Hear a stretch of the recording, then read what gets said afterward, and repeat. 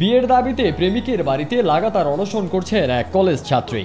তাকে বিয়ে না করলে ওই কলেজ ছাত্রী আত্মহত্যা করবেন বলেও হুমকি দেন প্রেমিকের পরিবারকে। আমি এখানে চলে আসছি, আমি একটা মেয়ে মানুষ, যাওয়ার হয়ে গেছে। এখন আমি যেহেতু চলে আসছি, আমি এই বাড়ি থেকে বের হবো না। আর যদি আমি বের হই তাহলে আমার লাশ বের হবে, আমি বের হব না এই বাড়ি থেকে।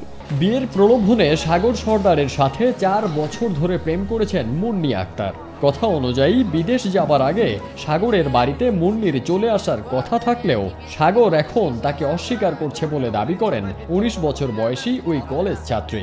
এই বাড়ির ছেলে মোহাম্মদ সাগর সর্দার সে আমার সাথে 4 বছর যাবত রিলেশন করছে, মানে সম্পর্ক করছে। মানে সে আমারে সবসময় বিয়ের প্রবলন দেখাইতো। আমারে মানে কথা দিছে সে আমারে বিয়ে করবে। তারপরে মানে আমারে বলছে যে ও বাহিরে চলে যাবে।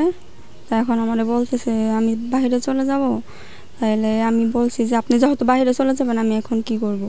পরে বলতেছে যে আমি বাহিরে যাওয়ার আগে তুমি আমার বাসায় চলে আসবা। সাগর রাজবাড়ীর গোয়ালন্দ উপজেলার নবু ওসিমউদ্দিন পাড়া গ্রামের বাসিন্দা। এদিকে প্রেমিকার অনশনে বাড়ি ছেড়ে পালিয়েছেন অভিযুক্ত প্রেমিক। সময় এসে বুঝছেন, সেই সময় আমার ছেলেরা বাড়ি নেই, সে একলাই এসে ঘরে উঠছি। উঠার পরে আমার যা হলো আমার বাসুর কাছে মোবাইল করছি, যেরকম এক মেয়ে উঠাইছে এসে কইতে যে তোমার ছেলে আমার ভালোবাসছে।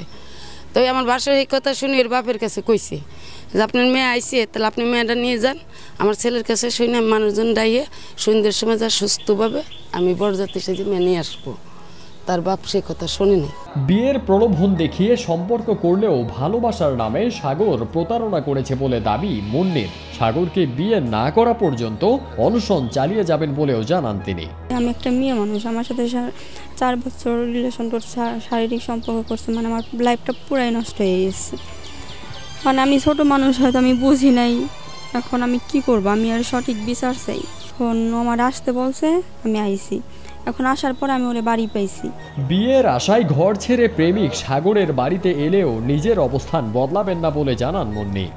যাই হোক, মানে ওনার সাথে কথা হয়েছে, উনি আমার বাসার থেকে যাইতে বলছিল, কিন্তু আসলে আমি যাইনি। আমি বলছি আমি আইছি না, আমি যাব না। এই ঘটনায় আনুষ্ঠানিক অভিযোগ পেলে প্রয়োজনীয় ব্যবস্থা গ্রহণ করা হবে বলে জানান গোয়ালন্দ ঘাট থানার ভারপ্রাপ্ত কর্মকর্তা উত্তম কুমার ঘোষ।